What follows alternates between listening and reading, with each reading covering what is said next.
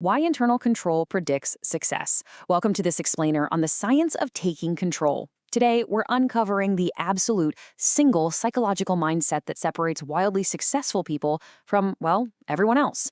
If you've ever wondered why some folks just constantly break through barriers while others stay completely stuck, you are absolutely in the right place. We're going to lean on decades of psychological research to break down exactly how you can harness this game-changing mindset for yourself. So picture this. Imagine two equally talented individuals facing the exact same setbacks in life. I mean, they've got the same resources, the same education, the exact same 24 hours in a day. Yet despite all of that, their outcomes completely diverge. Person A just stays stagnant, right? Endlessly waiting for some lucky break. Meanwhile, person B becomes wildly successful, seemingly bending reality to just make things happen.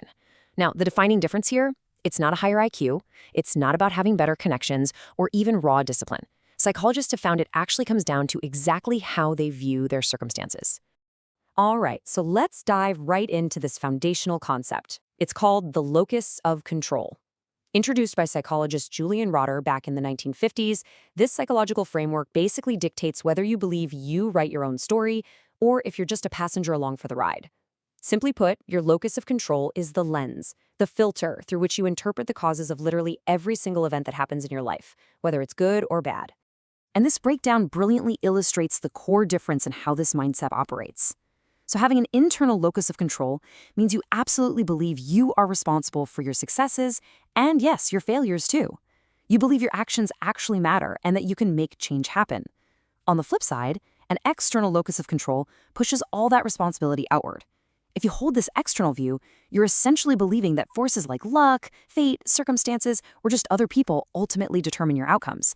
It sounds like a subtle distinction in thought, right? But it has massive, undeniable ripple effects on how you live your life. Let's ground this in a quick real-world example. Imagine you just completely bombed an exam. Applying this concept, an internally controlled person looks inward. They say, you know what, I didn't study enough, I really need to manage my time better. They actively seek to improve. Conversely, an externally controlled person immediately points the finger outward, claiming the test was totally unfair or that the teacher just hates them. One mindset leads directly to growth and adaptation, while the other, well, it leads straight down the path of blame and stagnation. Now, what's really fascinating here is seeing how decades of research absolutely validate the immense power of this mindset. This wasn't just some fleeting theory in the 1950s. By 1972, psychologists already had hard data showing that kids with a stronger internal locus of control scored higher in school and were significantly more persistent when things got tough. Fast forward to 2006, and researchers found that this mindset literally affects your biology. No joke. People who believe their actions can change an outcome were found to have better mental health, lower rates of depression, and incredibly, even stronger immune system responses. And over the course of a lifetime, this mindset compounds into some pretty massive advantages.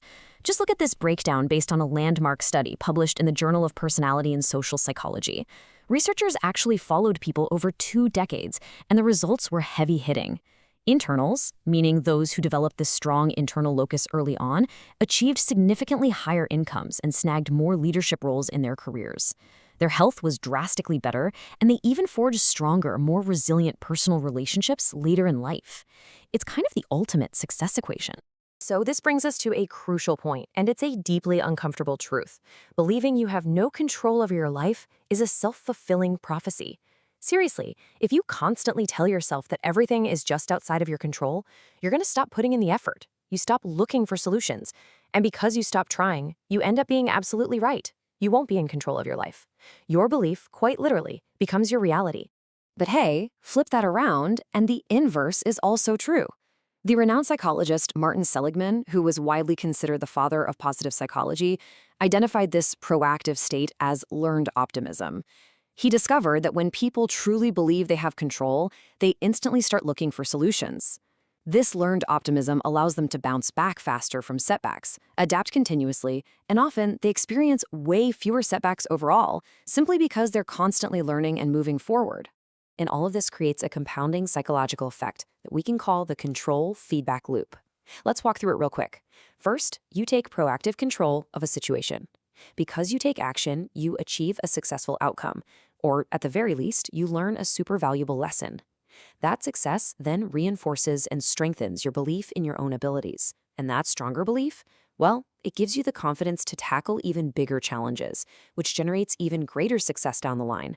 It's a massive competitive edge, mostly because you finally stop waiting for things to happen and you just start making them happen.